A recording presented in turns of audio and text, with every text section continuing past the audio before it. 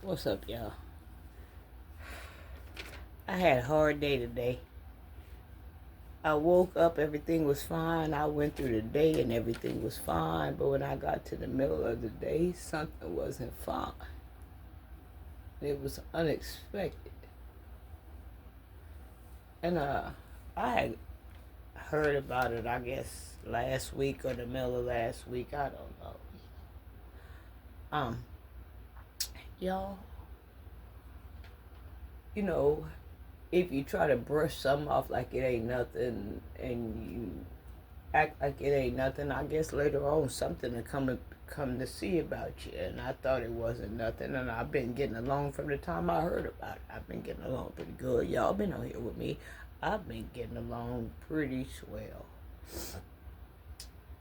But today something hit me, and I want to blame it on my allergies so bad. Oh, people was asking me, "Well, what's wrong with you?" Oh, my allergies. My vision is blurry, and that's part of it. I need my eye exam, and I got these glasses. It's my first time being in a bifocal, and lines is running everywhere, which was the truth. I need to go have my eyes checked out because the people put marks on my eyes, and they ain't right.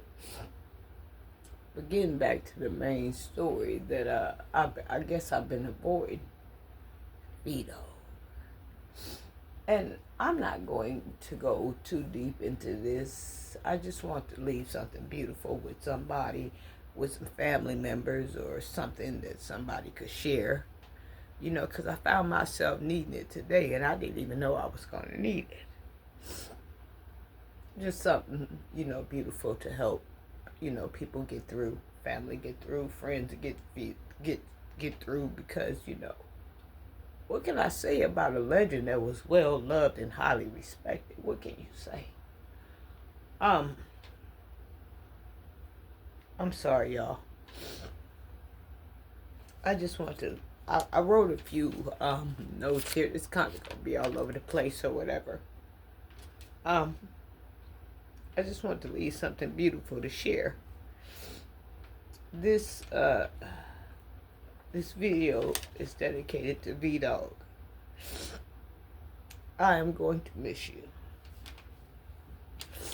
So let me start here, right? For y'all that know me, and I'm gonna keep this kind of enclosed, and I'm not going to go too much into family business because this is family business and this is 217 family business. And Vito got around a lot, and a lot of people knew him through different, elements or different type of trials and tribulations. V Dog's name is not hard to forget.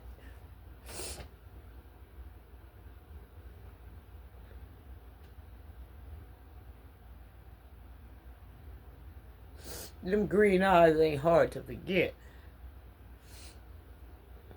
That smile ain't hard to forget. So I'm gonna keep this 217 business. If you know V Dog, then you knew V Dog. And you knew what he represented, and you know about the trials and tribulations. I'm gonna leave that right there. If you knew V Dog, you knew V Dog.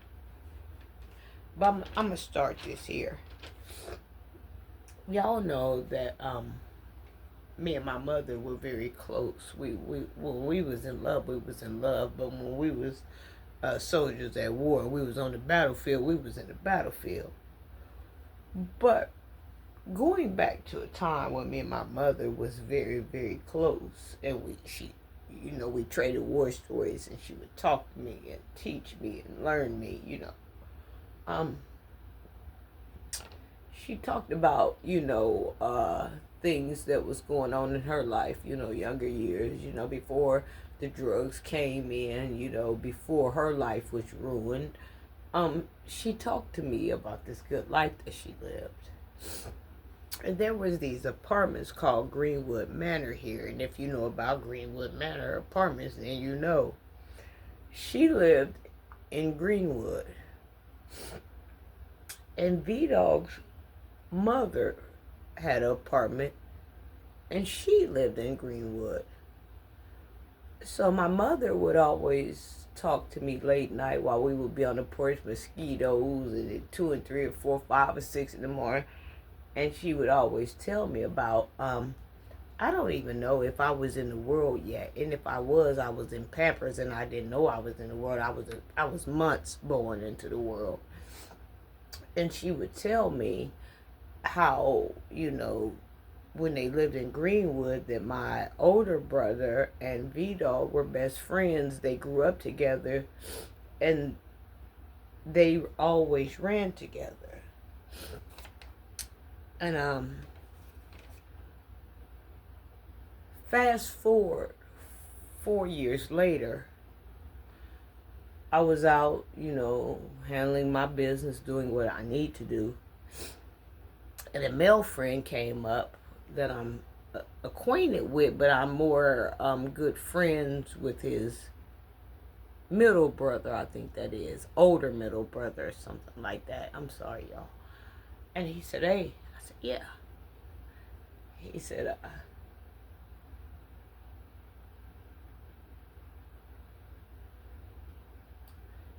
V-Dog looking for you. I said, okay. He said, give me your phone number. I said, okay. I gave my phone number. He said, now he ain't gonna call you right away because of X, Y, and Z and this and that and the other. I said, okay. He said, I'm gonna be expecting a call from V-Dog. I said, okay.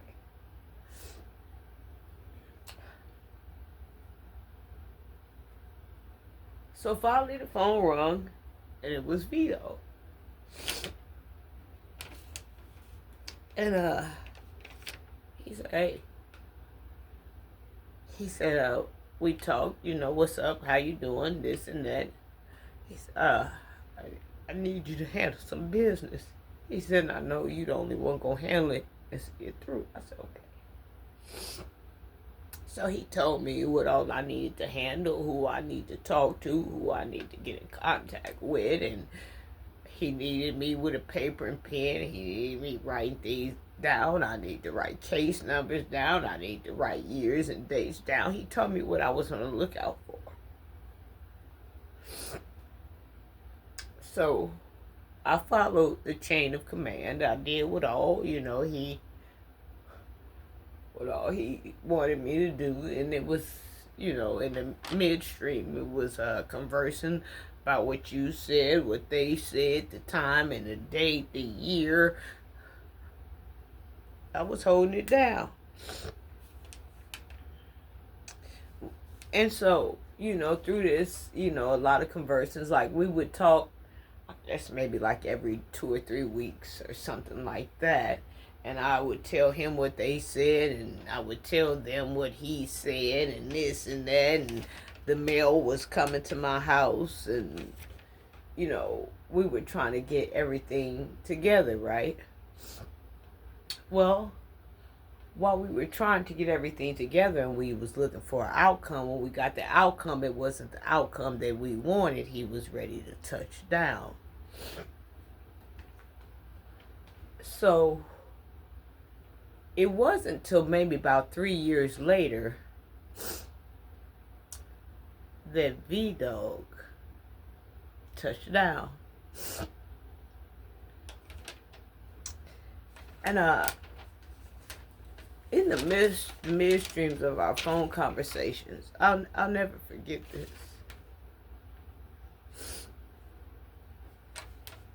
He said,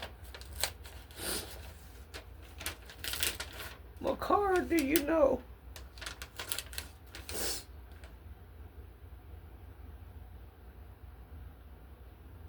Makara, you know what I'm gonna buy when I get out? I said, what you gonna buy when you get out, V-Dog? He said, when I get out, he said, I'm gonna buy me a bed. I said, what? He said, yeah. He said, when I get out, I'm gonna buy me a bed. He said, Makara, I ain't had no sleep, no good sleep since I've been in here. He said, when I get out, I'm going to buy me a bed. I said, okay.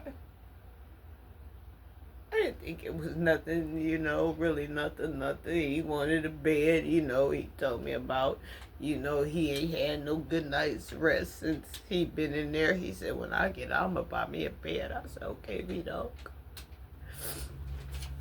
So we talk in between here and for, it was like every 2 or 3 weeks or something.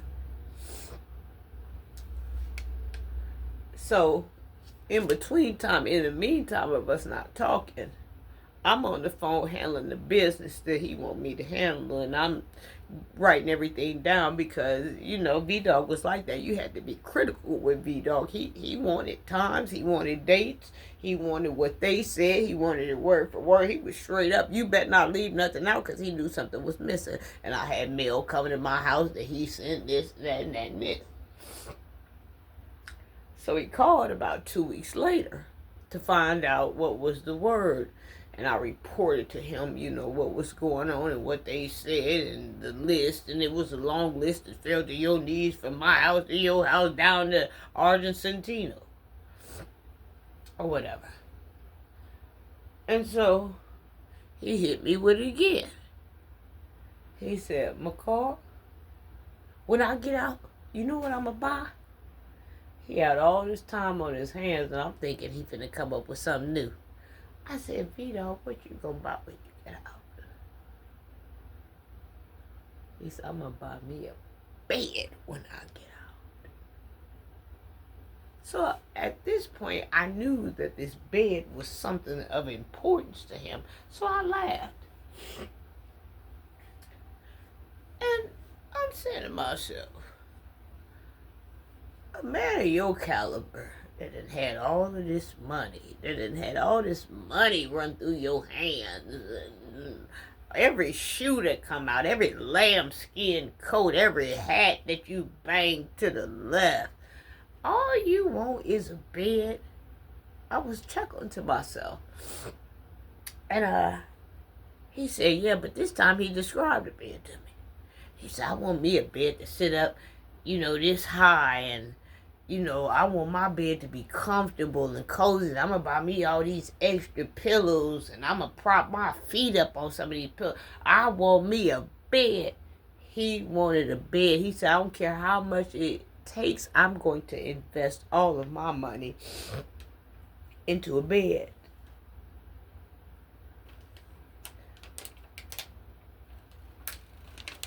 So when he got out or whatever, I ran up on him. We ran up on each other or whatever. And I asked him, did he get that bed? He said, yeah, because he told me that I probably wouldn't see him for a few months after he got out because he needed to get some sleep and he wanted this bed.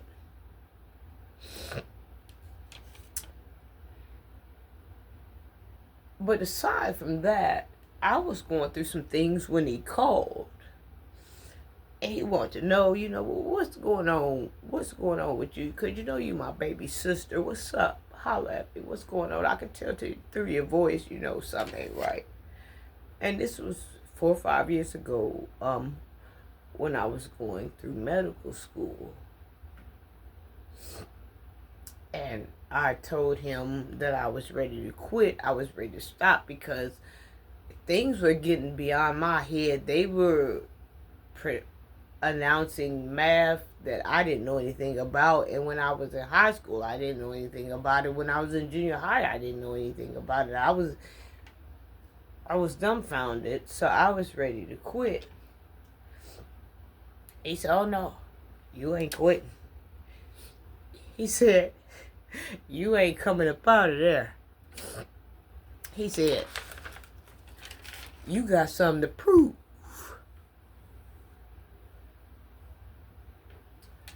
So somehow he was able to call a little bit before he could call to make sure I didn't drop out of school, out of medical school. And he said, I tell you what, he said, we're going to get through this. He said, And after we get through this, he said, if you want to go to nursing school, he said, that ain't no problem. He said, I think we're pushing for nursing school. He said, you let me know. He said, I got a lot of women, female friends that are nurses. He said, if there's a problem, I'll get you in contact with them. I'll get in contact with them. We'll figure it out. You going. He said, you ain't coming up out of there because you got something to prove. This is what Vito told me. So this is why I didn't drop out of medical school. I kept going and I graduated, but I told y'all about the story about this black girl here where I lived did some things to me and got me hemmed up. But Vito was in the mix of that. You know, even though I didn't stick with it, but he taught me how to keep rocking, how to keep rattling, and how to keep rolling, you know, through things, you know. So like I said, I'm not going to go into details. If you know V-Dog, then you know V-Dog or whatever. And you know what he was up against. And you know in the end how he overcame what he was up against.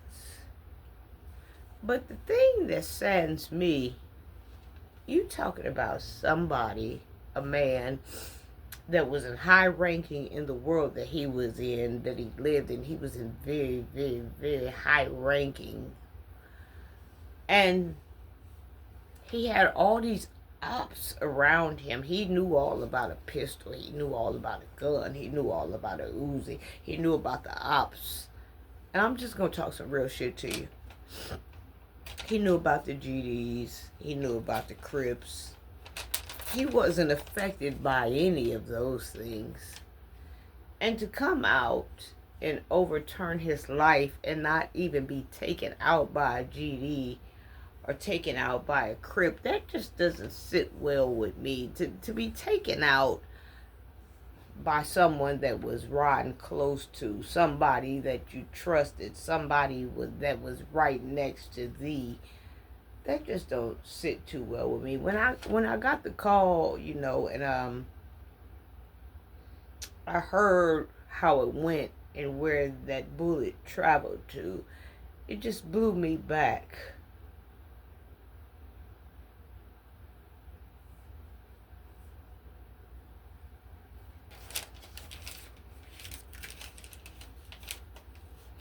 But I just want to get on here and share with y'all how authentic he was. This man didn't have so much money, done so many things, blessed people. I've witnessed them come to my house, not nobody else's house. This ain't no other store here. This is my story, and it wasn't for me. I've been in nightclubs with him when he would pull out $100 bill to a girl that was in the projects that he wanted to get to. You know what he did? He would take out a marker on $100 and write V-Dog on there. He didn't bless her for the night. I've been around V-Dog when he stepped into my house and somebody he was dealing with wanted a new car. You know what he did? They needed a down payment. He came in there and shelled out $1,000 for the down payment, and he wrote V-Dog on all of the money.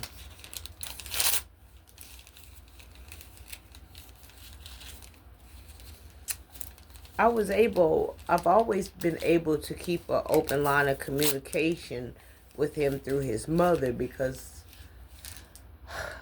when I would see her, I'd always ask, how is Vito? He fine. He just X, Y, and Z. Well, you tell him, of course.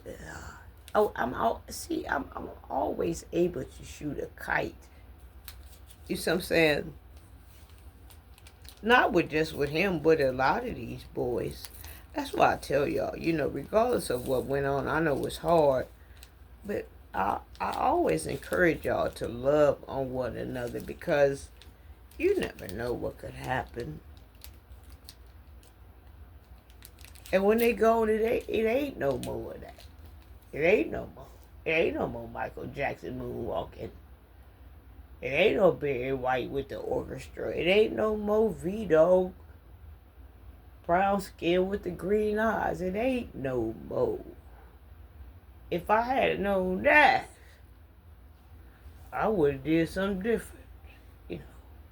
But you don't find that out until after it's done with.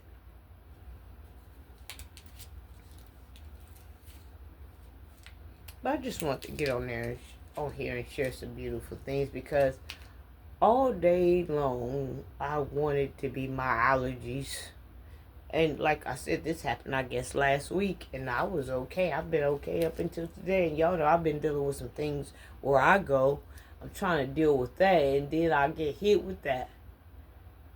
So, I had to cover it up and chop it up to my allergies. And I got some allergy pills. I'm going to take my allergy pills because maybe that could help a little bit. But for 90% of it, y'all know that ain't what's going on. I wasn't expecting to get hit by that. I tried to ignore that. I tried to act like that didn't happen. And today that came and seen about me. That thing shook me today.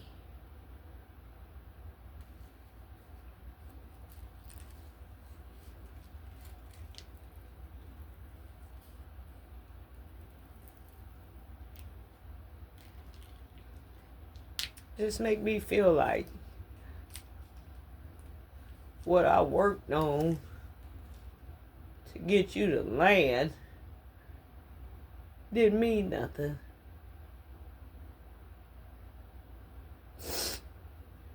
But it means something. You just called me because I was the pathway for you to elevate to the next life. I love you, Vito, for the rest of my life.